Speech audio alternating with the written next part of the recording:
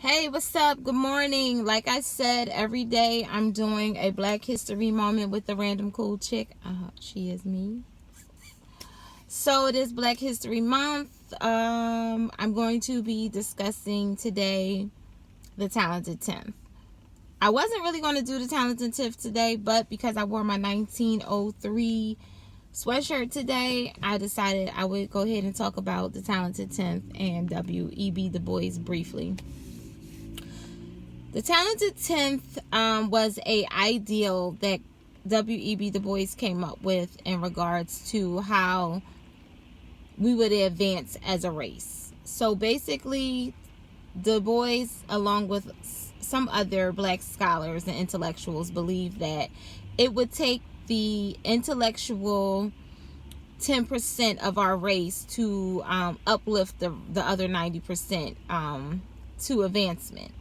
So basically, he focused on doctors, lawyers, chemists, scientists, like intellectuals, even literary intellectuals, to uplift the race. So basically, his plan was once they make it, then they would provide opportunities for the other 90% to make it. And he really had a lot of opposition from Booker T. Washington, who believed that we should pull ourselves up by our bootstraps. And pretty much, I'm not going to talk about that, Booker T. Washington yet. So Booker T. Washington really did not agree with W.E.B. Du Bois' ideals. His main rival was Marcus Garvey.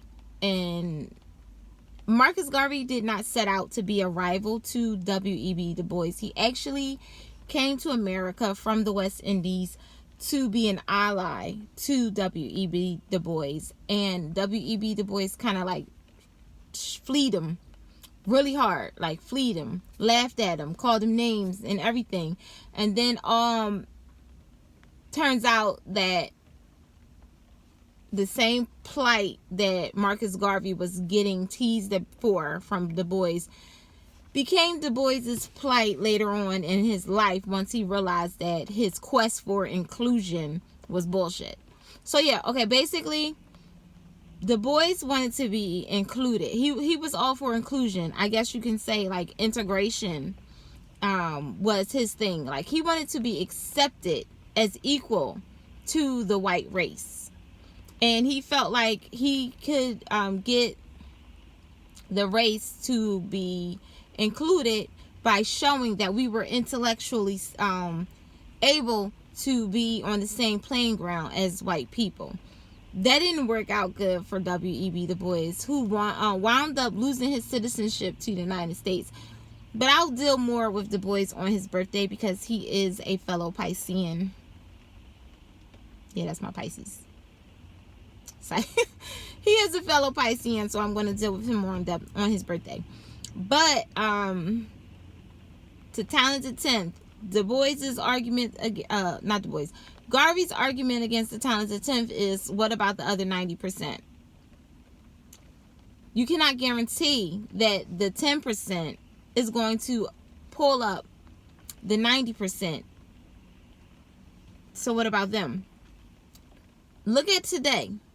You have the 10% would be people like Barack Obama, and in an intellectual aspect, it would be Barack Obama. Then you have LeBron James, Jay-Z, Beyonce, entertainers. You have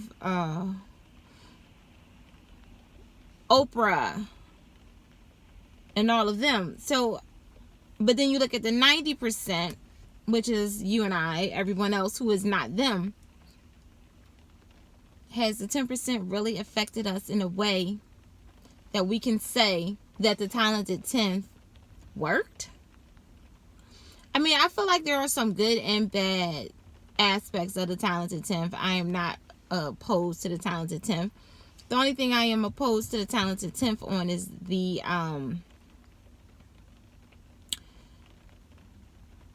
bourgeoisie, boule aspects of the Talented 10th. Whereas they were supposed to uplift the race, it's like they kind of look down on those who are not invited to the Jay-Z Rockefeller luncheons and picnics and barbecues. You get it? You get it? You got it. So this was, I mean, you can look more into it because there's so many other things like the Niagara movement, W.E.B. Dubois' role in creating the NAACP, which I'm completely and utterly against. I do not like the NAACP. If I was around during those days, I would probably be a part of the UNIA, which was Marcus Garvey's organization. But you can look up his role in creating the Boule in New York. Look up The Souls of Black Folks, which was published in 1903. Yeah, I'm going to come back with more information, but this was just a really quick moment in Black history with the Random Cool Chick. I hope you enjoyed it. Again, this is February the 4th, 2020, and I am out.